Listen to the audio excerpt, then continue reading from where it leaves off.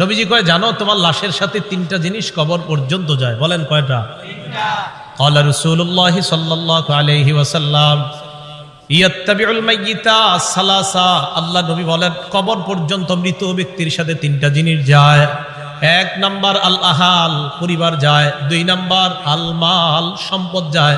তিন নাম্বার আল আমাল, আমল নামা যায়। বলেন কবর পর্যন্ত আমার আপনার লাশের সাথে কয়টা জিনিস যাবে? এক নাম্বার পরিবার, বলেন এক নাম্বার। দুই নাম্বার সম্পদ, এক নাম্বার।